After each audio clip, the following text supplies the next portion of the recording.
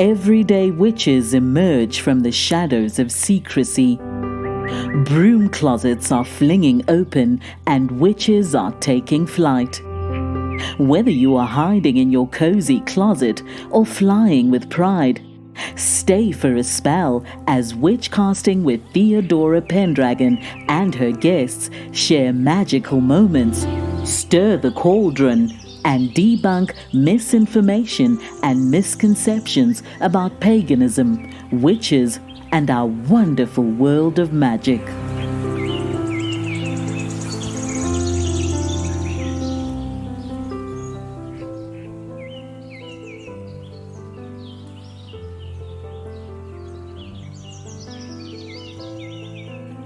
Theodora Pendragon here. I have a wonderful guest, a witch by the name of Andrea. Love art style. Andrea, tell us a little bit about yourself. Well, I live in San Antonio, Texas. Born and raised here. I met you at a witch shop, and it happened to be a market called Lucky Black Cat Market. Yes, at Déjà, Esoterica. Yeah, so do you want to talk a little bit about the market and the shop where we hold the market? Absolutely. So Déjà opened up in, I want to say October, last fall. And I have been meaning to swing by, and it was just the pictures and everything looks so beautiful online, and they don't even do it justice. It's more stunning in person. And I went into the shop, talked to the owner. We really hit it off. Her name is Jem. I'm an artist, and I set up at markets, and I started organizing my own more and more. And I suggested, I was like, I would love to have a market here. What do you think? And she was down for it and kind of gave me the reins and let me curate the artist. I first saw the shop 2 months ago. I was driving down the street. I was meeting a friend for dinner, and I was looking for the address of this restaurant. And I saw the lighted sign that said witch shop. I hit my brakes. I said, oh, a new witch shop. I have to go in there. But it was already closing time. So a few days later, I went by and I met Jem, the owner, and I introduced myself. I said, well, I'm Theodora Pendragon. And she stopped me right there and she said, oh, you are Theodora Pendragon? You're the author of Taking the Flight Out of the Broom Closet? And I said, yeah, you know about me? She said, yes. People are coming in here and asking about your book. So I asked her if I could do a book signing. And she said, this weekend, we're going to have a market and you need to contact Andrea. So that's how I met you. How lovely. Tell us a little bit about your creativity. I call myself an art witch. I've always have been sort of enamored and enthralled by art my whole life. Like as a kid, I would, maybe see, projects or things, in magazines, this is before the internet. And I would try to, make my version of it. It felt magical to think of something and create it with my hands. It was it's a very tourist energy of just physically manifesting what's in your mind. So that's kind of how I think of it. And it's grown over the years. My background is in fashion design. I went to Incarnate Word and have a bachelor's degree in fashion design. I did that for a little over 7 years. I was assistant designer at Niche Clothing. During that time and since college, I had been really getting into making jewelry more and more. And I loved having the whole process in my hands. Because with clothing, you really have to either outsource or employ other people in the actual making process. And I really wanted to be hands-on and feel the materials and really develop, because things change and the design changes in the process. So, and it just developed from there, and it came to a point to where I just knew I wanted to do, my own thing. And so I left my full-time job, and now I'm a full-time silversmith and yoga teacher. It's very creating, and art making is very grounding. It gives me a sense of peace, and I always get so excited when I finish a piece. When that piece finds its home, I also get excited again. Do you set up at several different witch markets? I also do the Austin Witches Market. They have a few markets a month, usually between 3 and 5. So I usually go at least once a month to go up to Austin. And I've also done a market at the Empress. I hope to do more. That one is a lovely crystal, witchy shop in New Braunfels. I've done that market too. Yeah, she's going to have a summer solstice market coming up. So I hope to be back there. You're a native of San Antonio. In your lifetime, have you seen a growth in the witch community? Absolutely. I began practicing when I was pretty young. I want to say 10 or 11. And at that time, it was really, you were just a weirdo if you weren't, just a regular old Christian or Catholic. And I remember, I don't know, I think because felt kind of sort of judged and, probably made fun of a little bit, I felt like I couldn't really share that part. So I started just kind of hiding it away. And even in my teenage years, my early 20s, I kind of drifted from my spirituality because I felt, again, because I would be judged and not accepted, and felt like I would be looked at as a weirdo by a boyfriend or whatever, and slowly started coming back to it in my, I would say, mid to late 20s, especially in the last 7-8 years. I feel like yoga, being a yoga teacher, has been, it's almost like yoga's a gateway to spirituality, so it definitely brought me back to that part of myself. A lot of people start with yoga. Yes. I think since more and more people are moving to Texas in general and San Antonio, just because of more people coming out of the broom closet online and people just, slowly being more and more progressive, I think that reaches across different things in different communities, and then people are becoming more open-minded and just less judgy. So I think just across the board in San Antonio, it's slowly becoming more accepted. I have noticed there is a bigger witch community in Austin. Oh yeah, definitely. Whenever I go up to Austin, I love the vibe, because at the Austin Witches Market, I just, everybody that comes to the market, to someone from, who in San Antonio would probably think that they're dressed up, but that's just the way that they dress every day. They kind of just don't care what other people think, and they're just themselves, and I just love seeing that. It's, some even it's just putting funky clothing and patterns together, and they wear their pentagram out, and it's just nice. Now, you mentioned the broom closet. Are you out of the broom closet? I've sort of been, I guess, tiptoeing out, but very subtly. In the last couple years, before I was even really calling myself a witch, I had a few friends call me a witch or say I'm witchy, and I was like, you know what? Yeah, I am. I remember being at a local plant shop, and I was talking to some of the girls who work there. I think maybe I was doing one of their terrarium workshops, and I had picked some really dark colors, maybe amethyst, and they're like, it looks witchy just like you. And I was like, oh, what a nice compliment. But I've made little steps. On my Instagram profile, I put art witch. On my business card, I put art witch. So it's almost it's not a huge announcement in your face, but it's subtle. It's there. If you notice it or know what to look for, you can tell. And you'll attract the right people to your art. Yes. Now, you said you started about 10 years old. Did you have a mentor or a role model? No. At that time, I know this is probably the same story as a few other people, but I was 10 or 11 when The Craft came out. And I know sometimes people judge people getting into a spiritual practice because of aesthetic, but aesthetic is, the first how we take in information is a lot of the times is by how we see, because we see it and it strikes our interest. There's either like something in the color, the design of it, that kind of just like clicks within us. I think I just started going to Walden Books, Barnes and Noble, and just finding books, taking home, information little by little, and yeah, kind of just doing it on my own. When you went to the bookstore, was that section very big?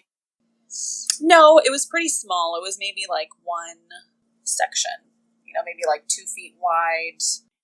Although I'm grateful that I did not grow up with the internet the way things are now. But I do wish there had been more books and more information. I was probably in middle school when I became interested, and I went to the bookstore, and the section was like 2 shelves, and it was mainly astrology. But that was my introduction. However, I have been recycling many books and taking them to the half-price bookstore. And I go in with 2-3 boxes full of books, and then I get my little $25. If you're lucky.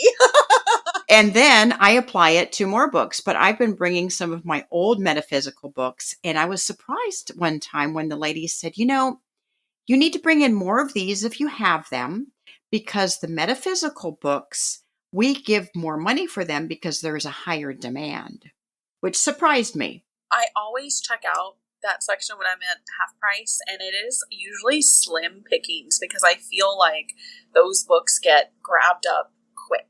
I noticed they even lock up the tarot cards. I asked the young man there one day, why are you locking up the tarot cards? Do people steal them? He said, kind of. What they do is they take the cards and leave the boxes. He said, but bad things are going to happen to those people because that's a very spiritual thing that they're taking. I agree. I think it's really risky when people choose to steal something that's spiritual or from a witchy shop. It's like, are you sure you want to do that? You're going to go home with the curse, with the hex. I believe in and follow the threefold law. So whatever you put out there, you'll get that back in return. Now, do you know of any women's circles or moon circles? Yes. Like I mentioned before, I feel like yoga is a great... sometimes yoga is the first time that people ever experience or really get to talk about spirituality if it's not Christian or Catholic. I feel like it's the first time they're talking to other people who aren't in their own religion, if that makes sense. And I'm seeing more and more people offer women's circles or healing circles or moon circles in San Antonio. I actually do a new moon circle over at Honest Soul Yoga once a month.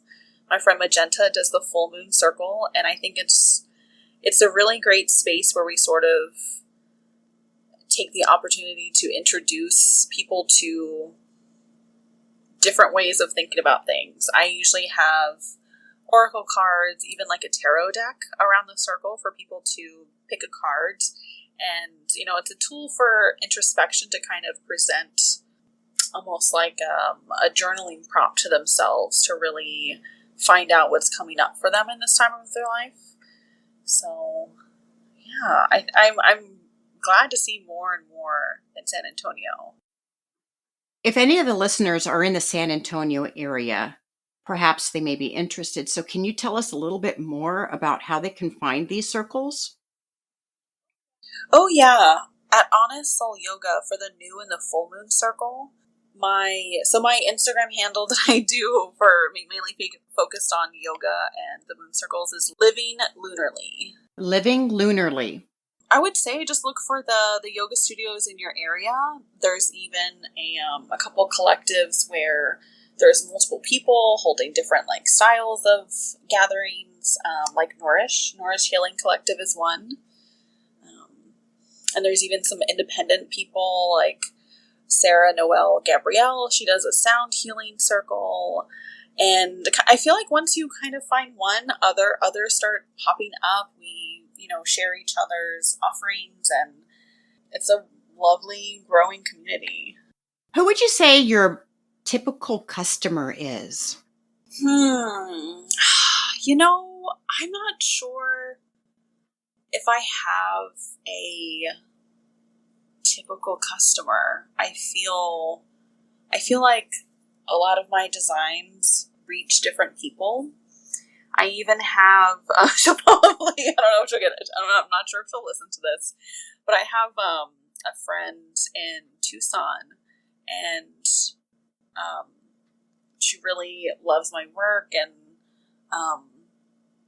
she's one of those friends that, we could like not see each other in a long time and, pick up right where we left off. But I think when last time I was there, I had brought an oracle deck with me, and she was like, oh, like she was like scared of it, but she still, she really loves my work, and it so some people, even if they're a little bit more, maybe not as versed in spirituality, or maybe like a little bit timid or closed off from that, it's still, my work still resonates with them.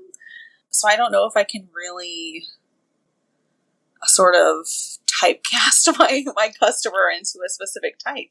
And then I have some like people who are really like bold and out, and they're, they have one of my little miniature pentagram charms on a piece of permanent jewelry that I did for them. You said permanent jewelry? What is that?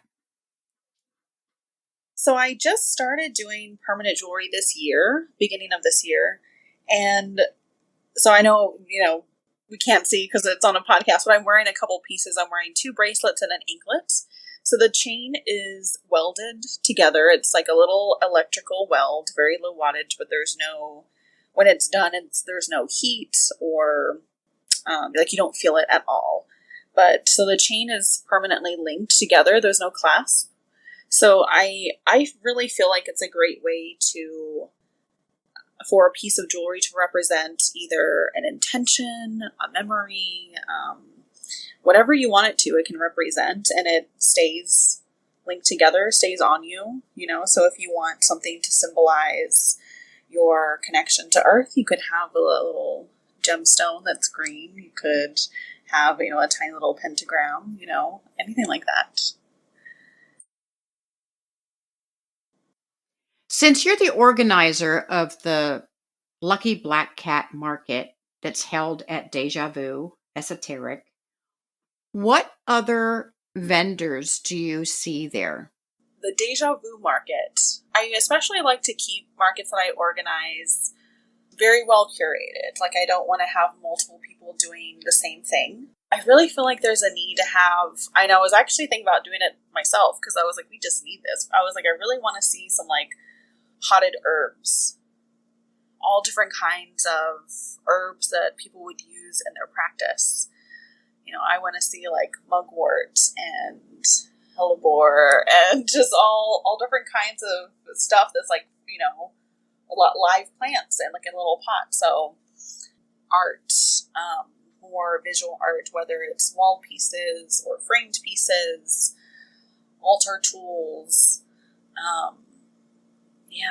And I know there's people out there that make things, and I've actually had a couple of artists from Austin travel to the market. How did you find all your people for this market? All the other witches? Well, since I've been doing markets for a really long time, I've met, like, I swear, I say all the time, I've met the best people doing markets and teaching yoga. I've met some really incredible people, and some of those cross over.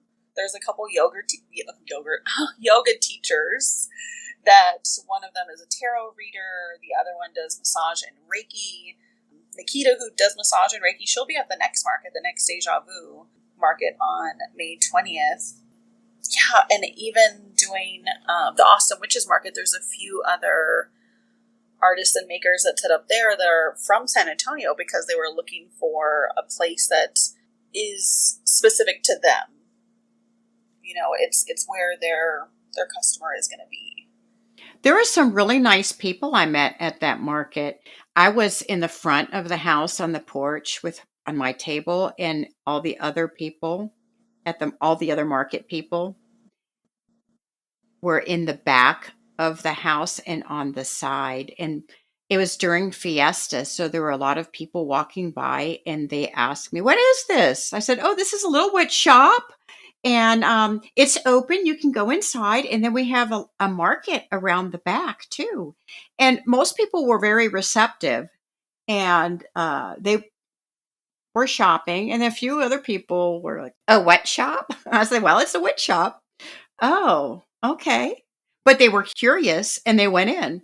There was one guy, he was obviously drunk when he came by, and he was chatting with me, and I had my little table there where I was selling my books. It's about coming out of the broom closet. He started laughing. He said, "Is that a thing that people go through?" So he ended up buying 4 books, one for each of his girlfriends. There's a few books that are about polyamory that I was like, I hope he's doing that the proper way. I said, "Well, do you want them signed?" He said, "Sure." So, he gave me the 4 names, and I was like, "Okay, well, there you go." I said, "I hope they don't know each other." I hope they do know each other. I hope. It wasn't my place to ask his business. He was a real sweet guy, and he was just in a giving mood. And I think that's the thing. Sometimes people who have never been in that type of shop they don't have a friend who is spiritual or, practices something different than Catholicism or Christianity, that once they go into a shop, they really know, or they meet someone, they're like, "You're just a person like me." It's just, they realize it's not that different. Exactly. Just like the day that I first saw that witch shop when I was driving down the street looking for the restaurant that I was meeting my friend. So when I met up with her, she's not a witch. And I said, "Oh, there's a witch shop down the street. I have to go." And she just laughed and she goes, "Oh, you're just so woo."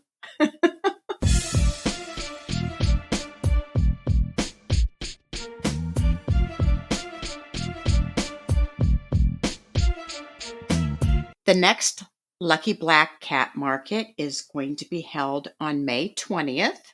Andrea, can you tell us a little bit about who will be at the market and what products they will be offering?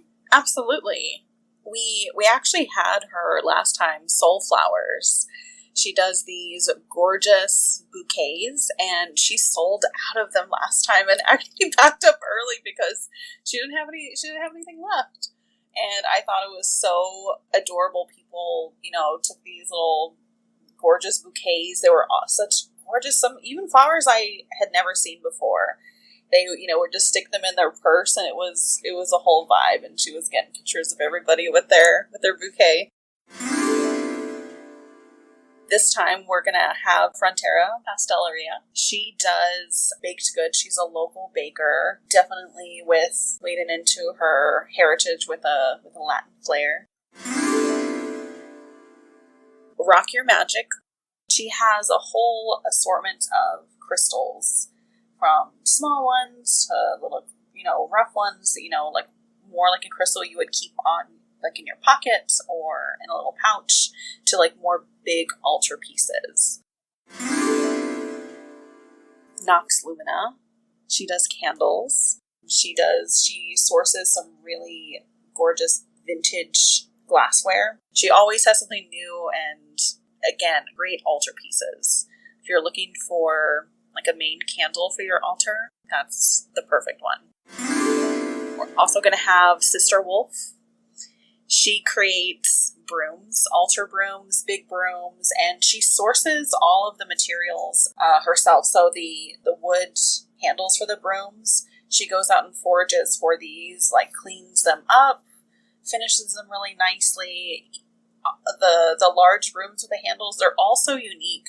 She just posted one the other day where the handle sort of split and then went into the brush part of the broom, and it was gorgeous. I might need another broom. And I have a couple of her smaller desk or altar brooms. She's done them in different colors depending on the season, and they're always lovely. The quality of her pieces is, I haven't seen anybody else do anything like that. A good friend of mine, her name is Kirsten. She does brujerías shop. She does macabre miniatures, and she creates these little scenes, and from a super tiny, like, maybe like a large thimble sized to a wall piece. And they're really, really great. One of her little scenes, it was a potion shop. And she makes every little component herself, from like the little crystal ball to the books and the little, it's the little potion bottles. It's really, the detail she puts into these pieces is amazing. Are these things that you can put in your fairy garden? Absolutely. The smaller ones, it's almost like a teeny tiny bell jar. Yeah. So, with the glass, so it's the little miniature pieces are protected and safe, and you could definitely put it in a fairy garden. Oh, I have a fairy garden. My neighbors find it very interesting.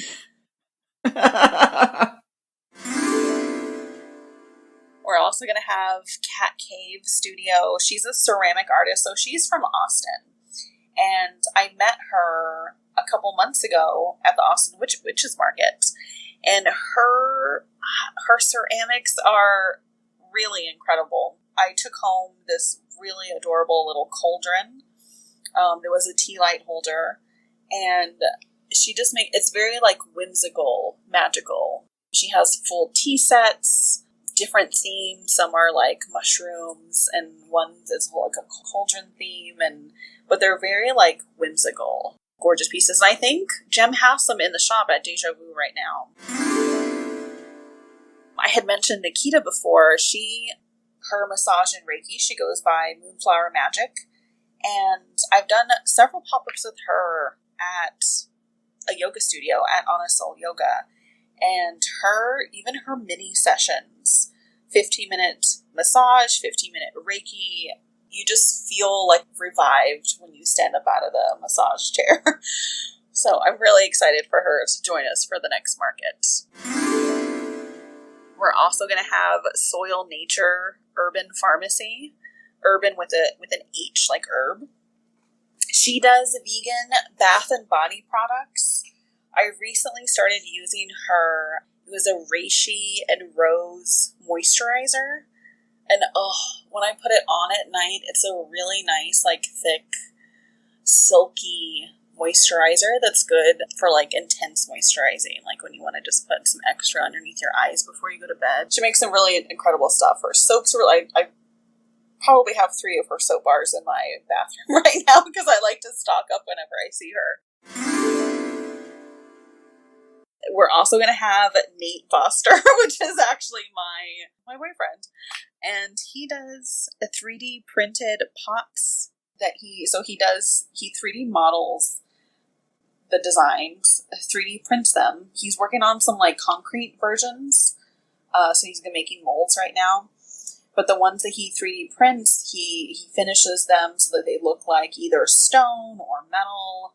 He recently started using nail polish, if that sounds strange, to make it look like they have like gems, but they're so detailed. He puts such attention to detail and plants them up with some really gorgeous plants that he finds at recently we went to the cacti and succulent show, so he also really loves almost like a curation display of it, putting the pot with the perfect plant too.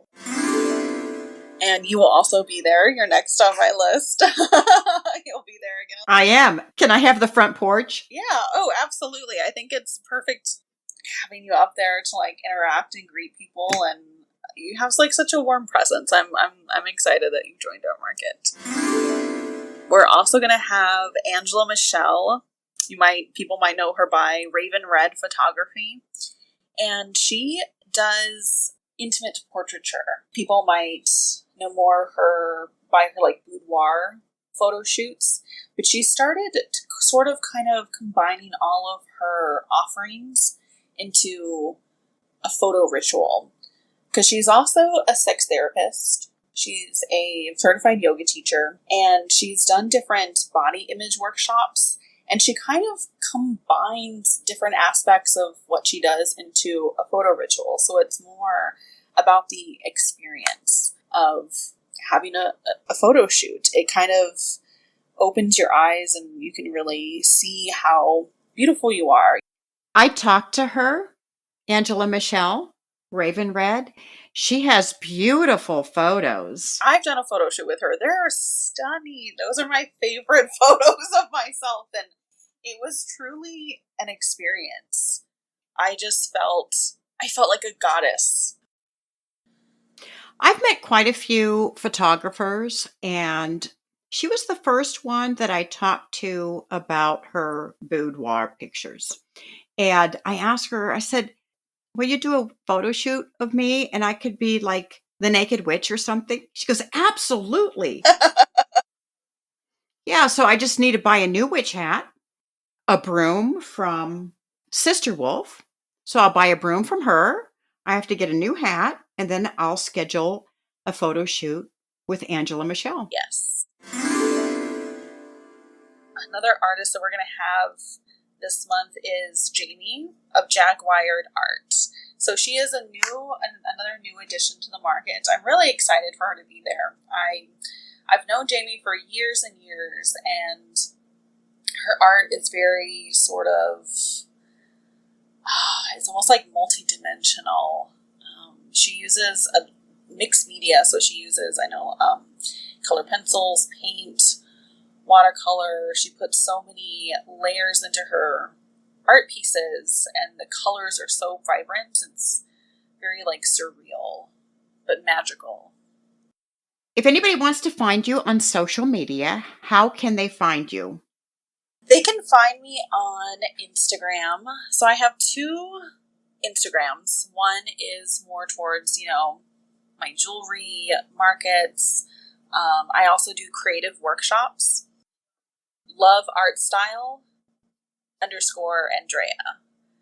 Very easy, simple to remember. And then for more moon circles, more spiritual offerings, yoga, living lunarly. And I'll put those handles in the episode notes. Lovely. Talk about creative workshops for a second. This year, I started doing workshops on my own. I have done a mala necklace workshop at the yoga studio before, but I wanted to make it a larger offering, and really I rented Elevated Space, which is a part of the Eagle's Nest Healing Art Center, which is a little metaphysical shop, but they also have almost like studio or office spaces where if you are a tarot reader or Reiki practitioner, you can rent a space and offer, it's a space for you to meet with your clients. But their room that you can rent, it could be a classroom, it could be almost like a yoga studio. And so I did a New Year intention mala necklace workshop. If anybody who they may or may not know what a mala is, it's a strand of beads. It's 108 beads, usually with a guru bead and a tassel. It's used in meditation and mindfulness. That's when I started with it. It was really successful, and I want to continue offering creative workshops usually with a spiritual connection. For this past month in April, I did a fresh flower crown workshop during Fiesta. So I used real fresh flowers to create a flower crown, and it could also, after you're done wearing it, you dry it, use it as an altar of adornment, an offering. For the summer coming up, I'm going to do some more jewelry workshops. I'm thinking about a birthstone bracelet, maybe a zodiac charm necklace, and a sterling silver stacking ring workshop. So it'll be a very introductory level silversmith workshop where you get used to, that first introduction of working with a torch. And you get to leave with a piece that you made. So that's what I have coming up this summer that I'm setting some dates for as we speak. Those sound terrific. Michelle, she does Michi ceramics. she does clay classes. Some of them she has a community clay date is what she calls it, which is like a big class where everybody has almost like a prompt, like a piece they'll make, like a different theme, different item every month. And she has private classes as well. That's wonderful. Well, thank you, Andrea. Love art style. And the organizer of Lucky Black Cat Market at Déjà Vu Esoteric. It was a pleasure. Really a pleasure talking to you.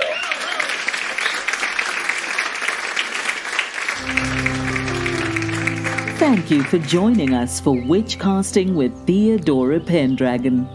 Have a burning question or have a topic you'd love Theodora and her guests to discuss on the show?